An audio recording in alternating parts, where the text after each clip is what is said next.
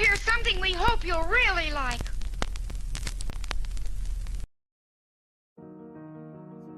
It Works by R.H. Jarrett, the famous little red book that makes your dreams come true. A clear, definite, common-sense plan of accomplishment. All who joy would win must share it. Happiness was born a twin. Lord Byron. Send It Works to your friends. The author sent the manuscript of this book for criticism to a friend who returned it with the notation, "It works." This judgment born of experience was adopted as the title of the book. A concise, definite, resultful plan with rules, explanations, and suggestions for bettering your condition in life. If you know what you want, you can have it. The man who wrote this book is highly successful and widely known for his generosity and helpful spirit. He gives full credit for all that he has accomplished in mastering circumstances, accumulating wealth, and winning friends to the silent working out of the simple, powerful truth which he tells of in his work. He shows you here an easy, open road to a larger, happier life. Knowing that the greatest good comes from helping others without expecting praise, the author of this work has requested that his name be omitted. What is the real secret of attaining desirable possessions? Are some people born under a lucky star, or other charm which enables them to have all that which seems so desirable? And if not, what is the cause of the difference in conditions under which men live? Many years ago, feeling that there must be a logical answer to this question, I decided to find out, if possible, what it was. I found the answer to my own satisfaction, and for years have given the information to others who have used it successfully. From a scientific, psychological, or theological viewpoint, some of the following statements may be interpreted as incorrect, but nevertheless, the plan has brought the results desired to those who have followed the simple instructions, and it is my sincere belief that I am now presenting it in a way which will bring happiness and possessions to many more. If wishes were horses, beggars would ride, is the attitude taken by the average man and woman in regard to possessions. They are not aware of a power so near that it is overlooked, so simple in operation that it is difficult to conceive, and so sure in results that it is not made use of consciously or recognized as the cause of failure of success. Gee, I wish that were mine, is the outburst of Jimmy the office boy as the new red roadster goes by. And Florence, the telephone operator, expresses the same thought regarding a ring in the jeweler's window, while poor old Jones, the bookkeeper, during the Sunday stroll replies to his wife, "Yes, dear, it would be nice to have a home like that, but it is out of the question. We will have to continue to rent." Landum, the salesman, protests that he does all the work, gets the short end of the money, and will someday quit his job and find a real one. And President Bondum, in his private sanctum, voices a bitter tirade against the annual attack of hay fever. At home, it is much the same. Last evening, father declared that daughter Mabel was headed straight for disaster.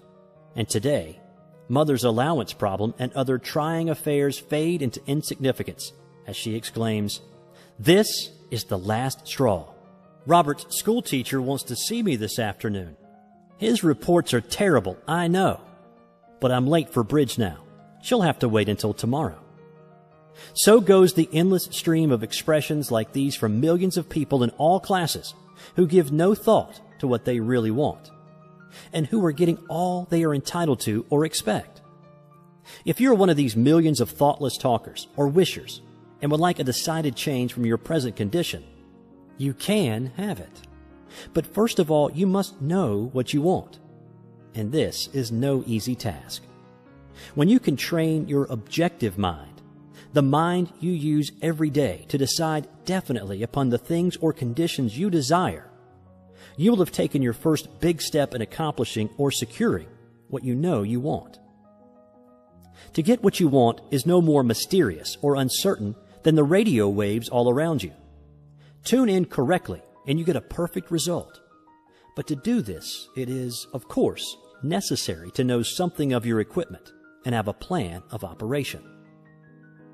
You have within you a mighty power, anxious and willing to serve you, a power capable of giving you that which you earnestly desire. This power is described by Thompson J. Hudson, Ph.D., LL.D., author of The Law of Psychic Phenomena, as your subjective mind.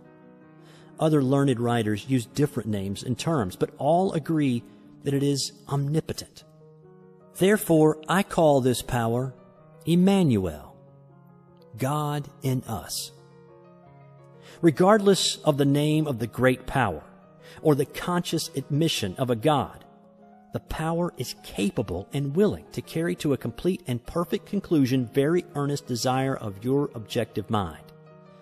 But you must be really in earnest about what you want. Occasional wishing or half-hearted wanting does not form a perfect connection or communication with your omnipotent power. You must be in earnest, sincerely and truthfully desiring certain conditions or things, mental, physical, or spiritual. Your objective mind and will are so vacillating that you usually only wish for things, and the wonderful, capable power within you does not function. Most wishes are simply vocal expressions. Jimmy the office boy gave no thought of possessing the red roadster. Landham the salesman was not thinking of any other job or even thinking at all. President Bondum knew he had hay fever and was expecting it. Father's business was quite successful, and Mother, no doubt, brought home first prize from the bridge party that day. But they had no fixed idea of what they really wanted their children to accomplish, and were actually helping to bring about the unhappy conditions which existed. If you are in earnest about changing your present condition, here is a concise, definite, resultful plan with rules, explanations, and suggestions. The plan. Write down on paper in order of their importance the things and conditions you really want. Do not be afraid of wanting too much. Go the limit in writing down your wants.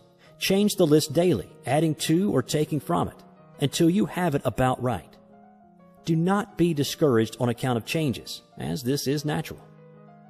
There will always be changes and additions with accomplishments and increasing desires.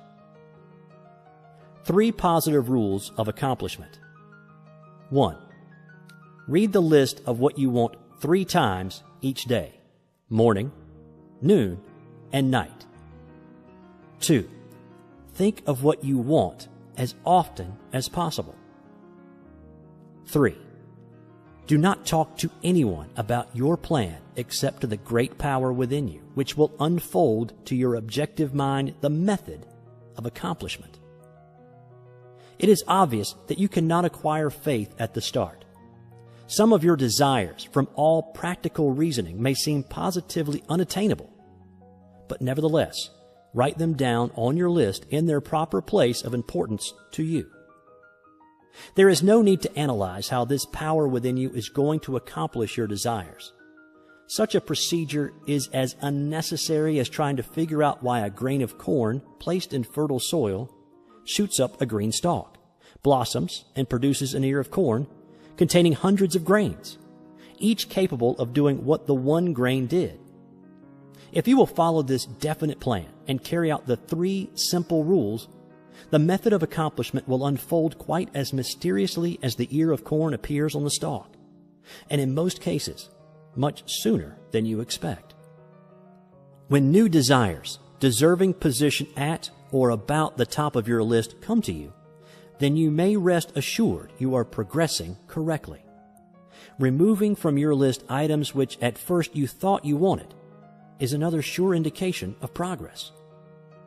It is natural to be skeptical and have doubts, distrust, and questionings. But when these thoughts arise, get out your list, read it over, or if you have it memorized, talk to your inner self about your desires until the doubts that interfere with your progress are gone. Remember, nothing can prevent your having that which you earnestly desire. Others have these things. Why not you? The omnipotent power within you does not enter into any controversial argument. It is waiting and willing to serve when you are ready. But your objective mind is so susceptible to suggestion that it is almost impossible to make any satisfactory progress when surrounded by skeptics. Therefore, choose your friends carefully and associate with people who now have some of the things you really want, but do not discuss your method of accomplishment with them. Put down on your list of wants such material things as money, home, automobile, or whatever it may be, but do not stop there. Be more definite. If you want an automobile, decide what kind, style, price, color, and all the other details, including when you want it. If you want a home, plan the structure, grounds, and furnishings. Decide on location and cost. If you want money, write down the amount. If you want to break a record in your business, put it down. It may be a sales record. If so, write out the total, the date required, then the number of items you must sell to make it. Also list your prospects and put after each name the sum expected.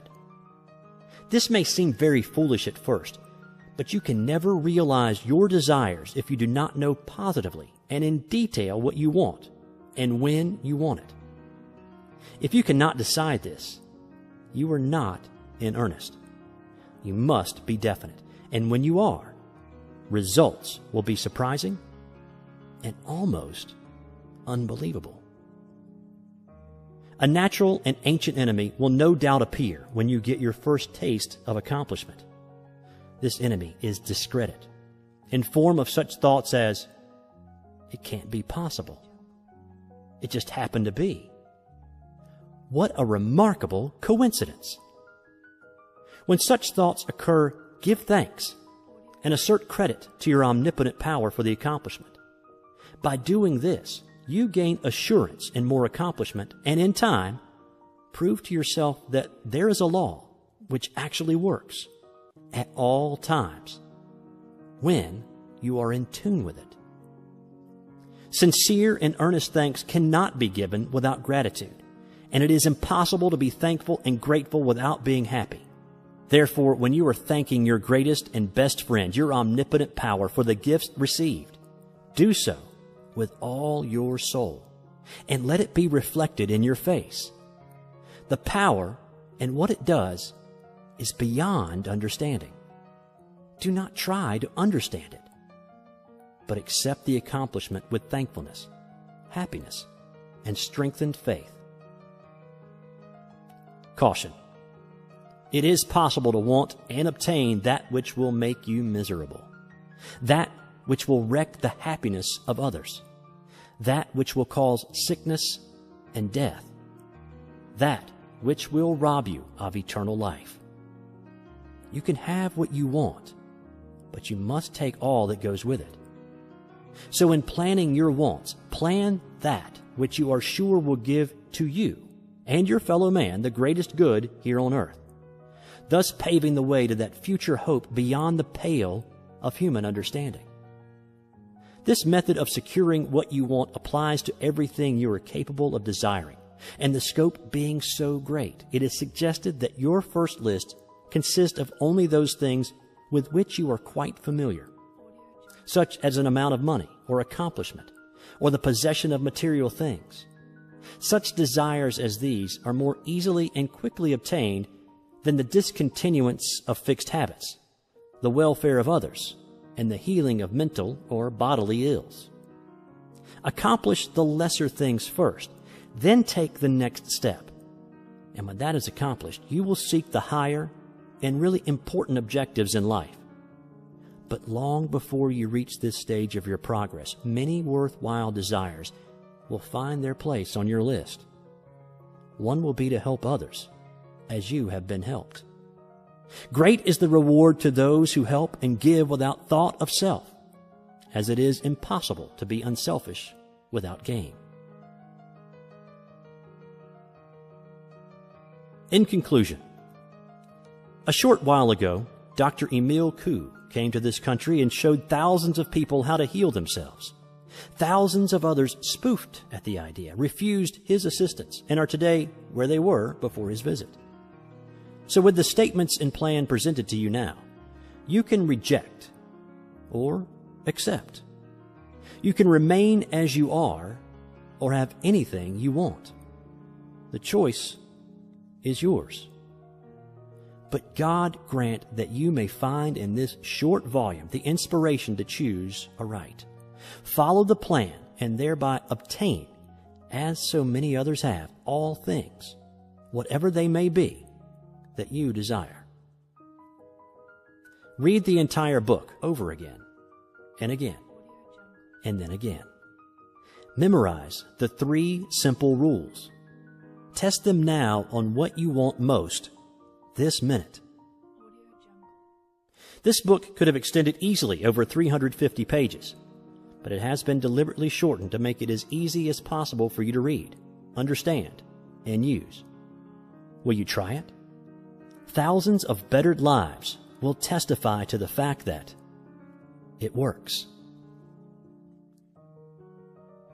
A letter to you from the author. Dear reader, the great possessions of life are all gifts mysteriously bestowed. Sight, hearing, aspiration, love, or life itself. The same is true of ideas. The richest of them are given to us, as for instance the powerful idea which this book has given you. What are you going to do with it? Are you surprised when I tell you the most profitable thing you can do is to give it away? You can do this in an easy and practical way by having this book sent to those you know who need it. In this way, you can help in the distribution of this worthwhile effort to make the lives of others better and happier. You know people who are standing still or who are worried and discouraged. This is your chance to help them help themselves. If you withhold this book from them, you will lose the conscious satisfaction that comes from doing good. If you see that they get this book, then you put yourself in line with the law of life, which says you get by giving. And you may rightly expect prosperity and achievement. At the very least, you will have the inner sense of having done a good deed with no hope of being openly thanked, and your reward will come secretly in added power and larger life. The author.